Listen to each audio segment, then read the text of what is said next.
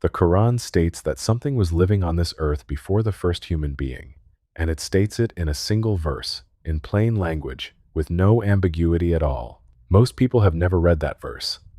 What they have read, or more likely watched, is a story about 4 ancient tribes who ruled the world before Adam, who fought wars, who built civilizations, and who were destroyed by an army of angels. That story is told with tremendous confidence, usually with names attached, and it circulates in tens of millions of views across every platform. Those tribes are not in the Quran. They are not in Sahih al Bukhari or Sahih Muslim. They are not in any authentic narration at all. But something was here. The Quran says so directly, and the answer it gives is stranger and more disciplined than the story that replaced it.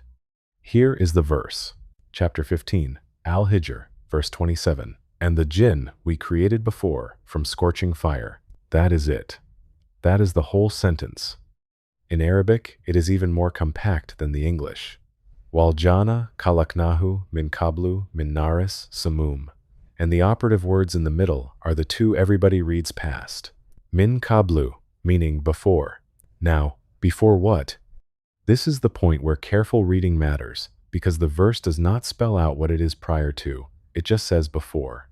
And a phrase like that only means something in relation to whatever is being discussed around it. So look at the verse immediately preceding it. Verse 26. And we created man from sounding clay, from altered mud. Verse 26 establishes the creation of man. Verse 27 says the jinn were created before man. That is the referent, and it is sitting one line up. And this is not my reading. Ibn Kathir, in his commentary on this passage, addresses that exact phrase and glosses it in 4 words. He writes that, and the jinn we created earlier, means before creating humans.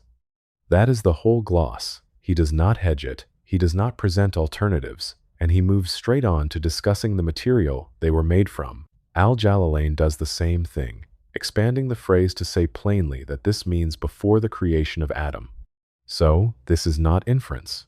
It is not a subtle deduction assembled from scattered clues, and it does not require any special reading. It is a statement in the text, read the same way by the major commentators, that a created intelligent species existed before the first human being. And it is worth pausing on how ordinary the verse is. It is not presented as a revelation of a secret. There is no build-up to it, no emphasis, no instruction to reflect on it. It sits in a passage about the creation of Adam, and it delivers the information in half a line, as background, the way you would mention the weather. One of the more remarkable claims in Scripture, and the Quran does not raise its voice for it. And there is a supporting detail in the same passage worth noticing, because it shows the verse is not a throwaway line. The 2 verses are constructed in parallel. Verse 26 gives the creation of man and names the substance. Verse 27 gives the creation of the jinn and names the substance. Same structure, same shape, one after the other. The Quran is deliberately putting the 2 creations in the same frame so that you compare them. If verse 27 were merely incidental, it would not have been built to match the verse above it. That fact alone should reframe how you picture the opening of human history. There was no empty stage. Adam did not arrive into a world that had never held a thinking creature. Something with will, capable of obedience and disobedience, was already here. Now, what exactly was already here, and how do we know they were different in kind rather than just earlier? That brings us to the architecture, and this is where the Quran gets genuinely precise. Chapter 55, Ar-Rahman, verses 14 and 15, place the 2 creations side by side in consecutive lines. He created man from clay like pottery, and he created the jinn from a smokeless flame of fire. 2 verses, back to back, 2 creations, 2 substances. The chapter is deliberately setting them next to each other, so the contrast is unavoidable. And then, a narration in Sahih Muslim completes the set with a 3rd. The angels were created from light. The jinn were created from a smokeless flame of fire. And Adam was created from what has been described to you. 3 creations, 3 materials, and they are light, fire, and clay. Now hold those 3 materials in your head and notice what they actually are, because the choice is not arbitrary. Light has no substance you can hold. It does not resist you. It does not have a location you can point to in the way a stone does, and it does not change. That is the angels. Fire is the middle term. It is real, it moves, it consumes. It is difficult to contain, and it does not hold a shape. It is the least stable material of the three, that is the jinn. And clay is the heaviest. It is inert, it stays where you put it, and it is the only one of the three that is straightforwardly of the earth. You can dig it out of the ground with your hands. That is us. The Quran is also unusually specific about the clay. It does not simply say earth. Chapter 15 calls it sounding clay from altered mud, and chapter 55 compares it to pottery, meaning clay that has been fired and hardened into a shape. Ibn Abbas, Mujahid, and Qatada are all recorded discussing what the term means. Ibn Kathir notes that the point of the description is to indicate the noble origin of Adam rather than to demean it, which is worth saying because a substance you scrape off a riverbank does not sound like a compliment. The material of the jinn gets the same specificity. Ibn Abbas described the smokeless flame as the kind that kills. There is also a report from Abdullah ibn Mas'ud, may Allah be pleased with him, that this particular flame is 1 part out of 70 of the fire the jinn were created from. Neither substance is described casually. 3 substances, arranged from the least material to the most, and the creation sequence in the sources runs the same direction. Angels, then jinn, then man. The Quran is not giving you a story here. It is giving you an order. And notice what that order does to a very common assumption. A lot of people carry a vague sense that human beings are the pinnacle, the final and best thing made, arriving at the top of an ascending scale. The material sequence runs the other way. We are the densest, the slowest, the most tied to the ground, and we arrived last. There is one more implication of that ordering worth drawing out. The jinn are the middle term in every sense. They sit between light and clay in substance. They arrive between the angels and us in sequence, and they share properties with both. Like the angels, they are ordinarily invisible to us. Like us, they can obey or refuse.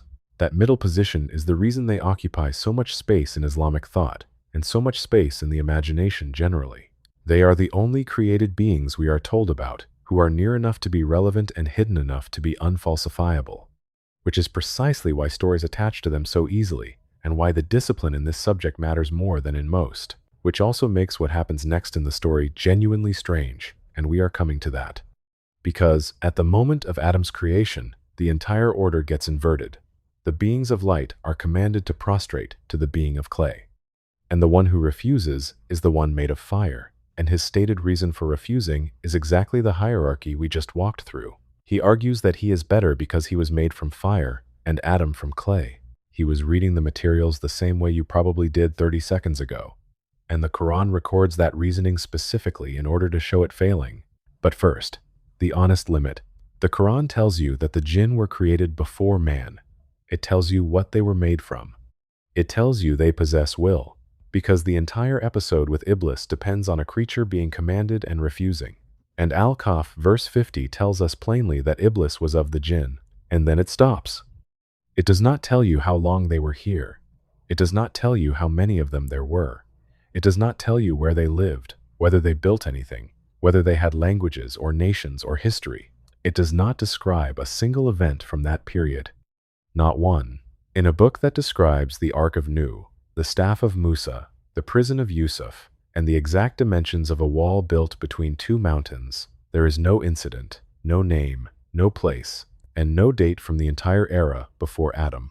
That is a conspicuous silence in a text that is not generally shy about detail. The Quran says what came before. It does not say what they did. That silence is the space the 4 tribes rushed into, and we will get there. But before we do, there is one verse in the Quran that appears to lift the corner of that silence, and it has been the subject of scholarly disagreement for over 1,000 years. Chapter 2, Al-Baqarah, verse 30. And when your Lord said to the angels, "Indeed I will make upon the earth a successive authority," they said, "Will you place upon it one who causes corruption therein and sheds blood, while we declare your praise and sanctify you?" He said, "Indeed, I know that which you do not know." Read the angel's line again, and let it be as strange as it actually is. God announces that he is going to place a Khalifa on the earth. That is the announcement. There is nothing in it about corruption, nothing about bloodshed, nothing about behavior of any kind. And the angels respond by asking about corruption and bloodshed. Where did that come from? That is not a rhetorical question. It is the actual interpretive problem in the verse, and it has occupied commentators for over 1,000 years. Nothing in the sentence they just heard mentioned it. They have been told that a being is going to be placed on the earth, and their immediate response is a specific and rather grim prediction about what that being will do. Not a general worry. Two named behaviors. There is a second oddity in the same verse that usually goes unremarked. The angels do not only predict the behavior, they then contrast it with themselves. While we declare your praise and sanctify you. So the response has two parts, a prediction about the new creation and a statement about their own conduct. Whatever prompted the first part, the second part indicates they understood the announcement as being about who occupies the earth and what that occupant is for. That is a genuine puzzle in the text, and the commentators treated it as one. Ibn Kathir, in his commentary on this verse, gives several explanations, and I am going to give them to you the way he gives them, because the way this material is usually presented online collapses four positions into one. The first explanation is that the angels reasoned it out from the material. They had been told the new creation would be made from clay, and from the nature of that substance, from what a being of earth is like, they drew a conclusion about how it would behave.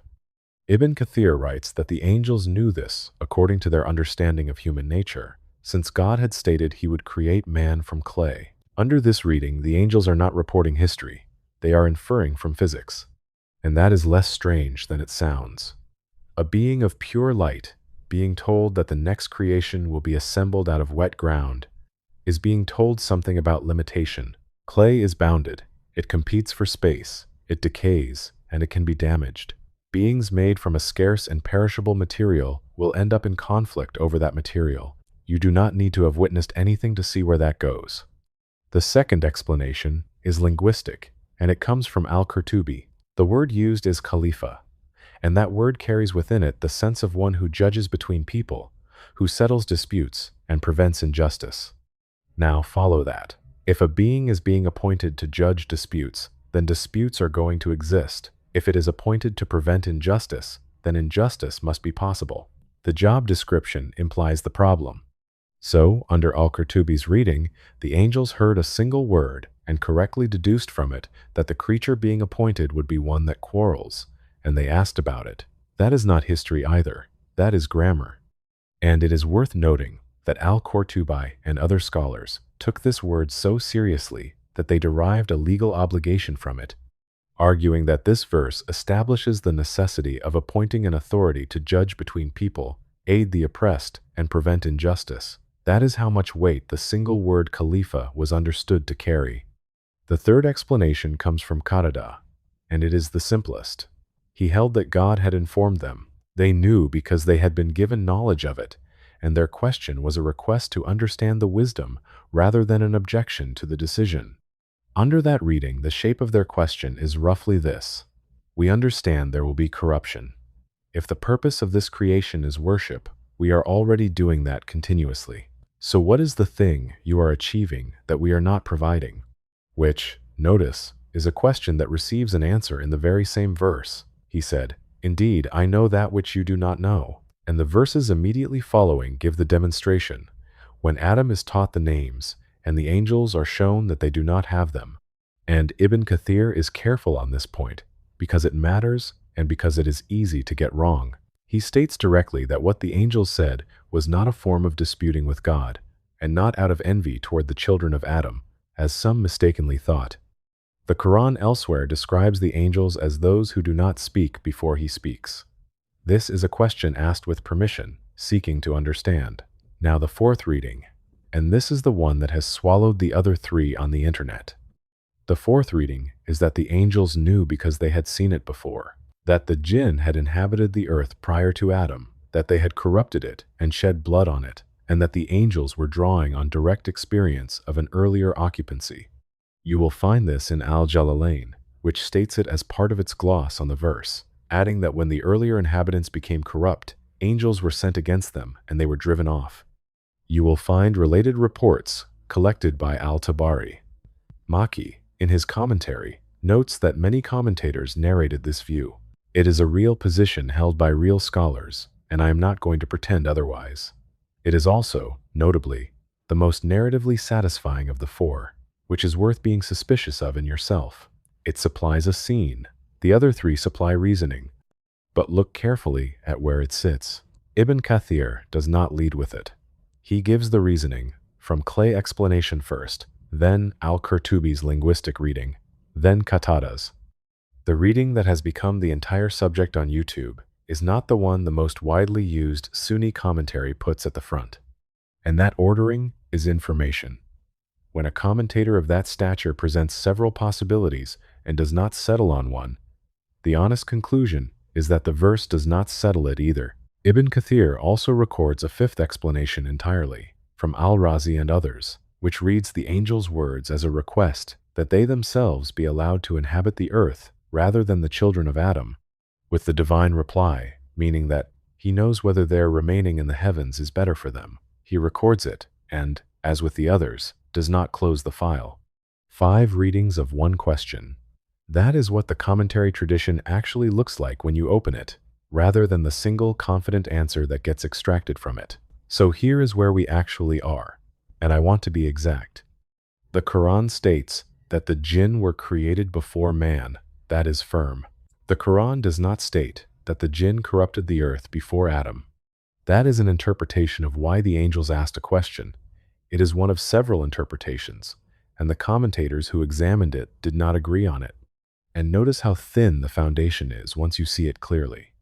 The entire pre-Adamic war narrative, all of it, rests on a reading of the motive behind a question, not on a description of events, not on a verse recounting anything that happened, on why a group of angels phrased an inquiry the way they did. That is a very small hook to hang a civilization on. You can hold that fourth reading. Plenty of learned people have. What you cannot do is present it as the thing the Quran says, because the Quran does not say it. Quick word before we continue. If this is landing for you, take a second to subscribe and hit that like button. It genuinely moves this channel forward more than you would think. And I want your answer in the comments on this one, because it is the actual question underneath this video. When scripture leaves a gap, is filling it in a sign of love for the subject or a failure of discipline? People do it because they care. That is what makes it hard. Tell me where you land. I read them all. Then stay with me. Because now we deal with the 4 tribes, where those names came from, and the verse that classical scholars use to shut this entire conversation down. Back to the tribes. The names are Hin, Bin, Tum, and Nasnas. I am saying them once, plainly, because you have almost certainly heard them, and pretending otherwise would be strange. In the popular version, they are 4 races who occupied the earth before Adam, with distinct characteristics, territories, and in the more elaborate tellings, a war that ends with their destruction. The tellings do not agree with each other, incidentally, which is the first thing you would notice if you watched 5 of these videos in a row. The order of the tribes shifts. Their attributes shift. What they are supposed to have done shifts. Authentic material does not behave that way, because it is anchored to a fixed wording that everyone is transmitting from. Here is where they come from. They are not in the Quran. No verse names them, alludes to them, or contains anything that could be read as a reference to them. If you take a concordance to the Quran and look for these words, you will not find them, because they are not there. They are not in Sahih al Bukhari. They are not in Sahih Muslim. They are not in the Sunan collections as authentic prophetic narrations. There is no chain running back to the Prophet, peace be upon him, for any of it, which means there is nothing to grade. This is not a case of a weak hadith. It is a case of no hadith. What they are is material that appears in early commentary literature, traceable to figures including al-Sudi and later al-Thalabi, and to reports transmitted in al-Tabari's enormous collection, some of them attributed to Ibn Abbas. May Allah be pleased with him. Take the last of those 4 names as an illustration, because it is the one that gives the game away. Nasnas is not an invented word. It appears in classical Arabic lexicography and in Arabic folklore as a term for a strange creature of the wilderness, part of the general stock of stories that circulated in the region long before and long after the revelation. It is a folkloric word, that got recruited into a scriptural narrative. That is characteristic of how this material assembles. Existing regional stories, existing names, gathered up and attached to a gap in the text where nobody could check them. And that requires a word about what Al-Tabari's commentary is, because the same misunderstanding that surrounds Al-Isabah surrounds this. Al-Tabari's method was to collect. He gathered the reports available to him on each verse, with their chains, and set them down. That comprehensiveness is exactly why the work is invaluable, and it is also why finding something in it does not mean it is established. A collection of everything said includes things that are weak, and Al-Tabari was not always issuing a verdict. So, material sitting in a commentary is not the same as material sitting in a Sahih. The two books are doing different jobs.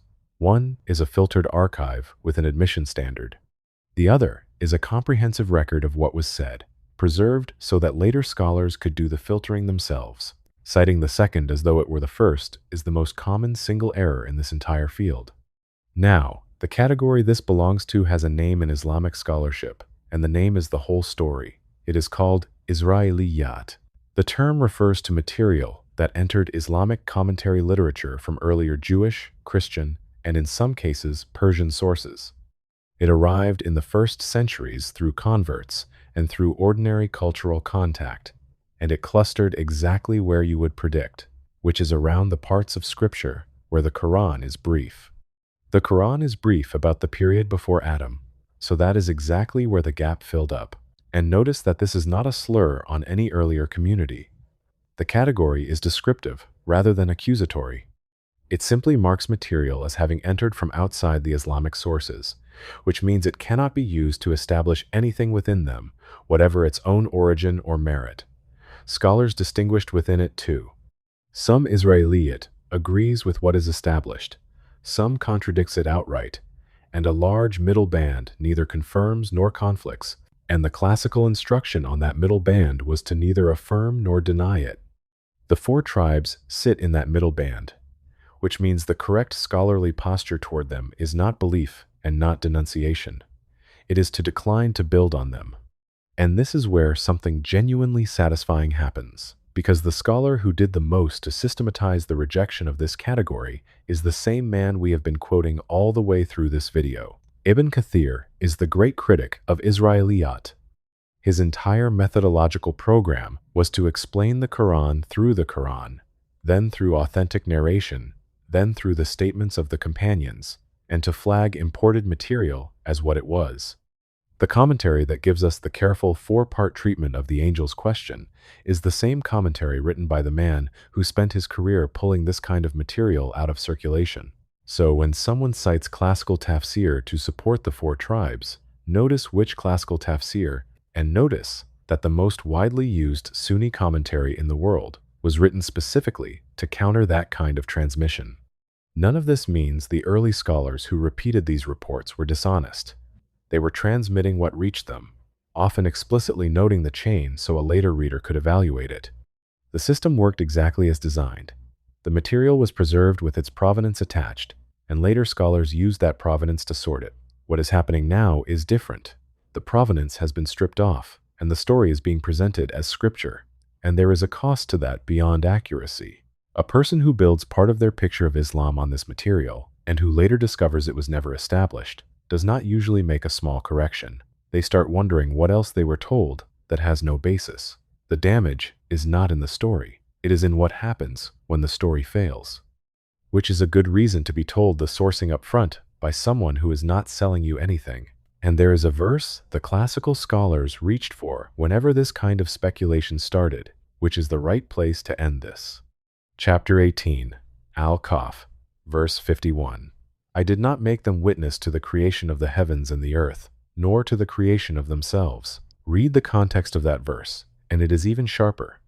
It comes immediately after the passage about Iblis being of the Jinn, and it is a statement about why these beings and their offspring should not be taken as allies or authorities. They were not there. They did not observe the making of the world, and they did not observe the making of themselves. Nobody was standing there taking notes. Not the Jinn, not us. The verse is doing something specific. It is closing off a source.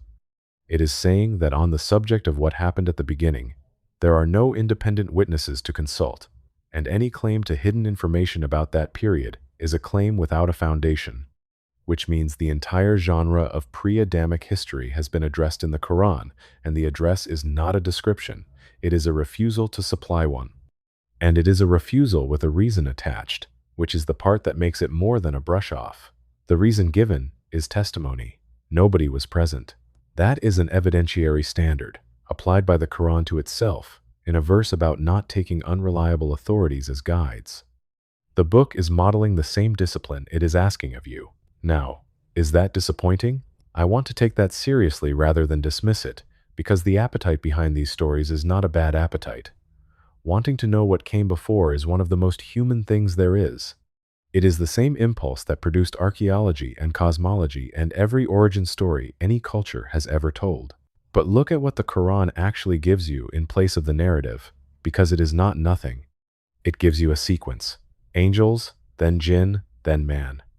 It gives you 3 materials, arranged from the most subtle to the most dense. It gives you the fact that the earth held intelligent life before it held us. It gives you a hierarchy, and then it inverts the hierarchy at the moment of Adam's creation, and it records the objection of the one who could not accept the inversion. That is an enormous amount of structure. It just is not a story. And it answers questions people genuinely have. Why do the jinn behave the way the sources describe? Because of what they are made of and where they sit in the order. Why was Iblis's refusal about materials? Because the materials are a real hierarchy and he was reading it correctly and drawing the wrong conclusion. Why does the Quran bother mentioning the substance of each creation at all? Because the substances are the argument. None of that requires a single pre-Adamic date. And the difference between structure and story is the difference between something you can build on and something you can only repeat. Notice also what the missing information would actually give you. Suppose you knew how long the jinn were here. Suppose you had their names, their cities, the dates of their wars. What would change? Not one obligation, not one prayer, not one decision you have to make this week. The Quran is remarkably consistent about this. It supplies what bears on how a person lives, and it declines to supply what merely satisfies. The stories it does tell in detail, Yusuf and his brothers, Musa and Pharaoh, the man at the edge of the city, all have an argument inside them. A catalog of pre-Adamic tribes does not. So the honest answer to the question this video asks is short. Who lived on earth before Adam? The jinn. The Quran says so at chapter 15, verse 27, in one line, and the major commentators read it exactly that way. What did they do here? The Quran does not say anywhere in any verse. The angel's question in chapter 2 might reflect knowledge of it, and it might reflect reasoning from clay, or from the word khalifa, or from information they were given. Serious scholars have held all of those positions, and the text does not close between them. And who were Hin, Bin, Tum, and Nasnas? They are not a Quranic answer to any question. They are Israiliyat. They belong to a category of imported material that the tradition identified, labeled, and taught its students to recognize several centuries before any of us were born. The tools for sorting this were built 1,000 years ago. They still work, and they are freely available in translation. Almost nobody uses them. That is the part I would actually want you to take from this. Not the conclusion about 4 names, which you will forget. The method. When you next meet a confident claim about Islamic history, the questions are always the same 3. Is it in the Quran? Is it in an authentic narration? And if it is in neither, where did it come from and who first said it? Those 3 questions dissolve most of what circulates, and they take about 10 minutes to run. And the last thing worth saying is the thing this channel keeps arriving at, because the Quran keeps arriving at it. The book that refuses to tell you the population of the earth before Adam, that declines to name a single pre-Adamic event, that explicitly states no one was made a witness to the creation, is not a book that is withholding. It is a book that is selective, and you can see what it selects for by looking at what it says instead. Chapter 39, verse 53. Say, O my servants who have transgressed against themselves, do not despair of the mercy of God. Indeed, God forgives all sins. Indeed, He is the forgiving, the merciful. There is no ambiguity in that one. No competing readings, no chain to grade, no category to sort it into. The things that were left out were left out. The thing that was needed was made as plain as language allows. Something was here before us. We are told that much, and we are told what it was made of, and then we are told to get on with our lives. There is a kind of respect in that, if you look at it the right way. A book that filled every gap would be treating you as someone who needs to be entertained into belief. This one hands you a sequence, a set of materials, an order and its inversion, and trusts you to find that sufficient. The 4 tribes are what happens when someone decides it was not. If you want to go further into what the sources actually establish about these beings, rather than what got attached to them later, the video on the Jinn who claim to have met every prophet is on this channel, and it is the natural next one to watch.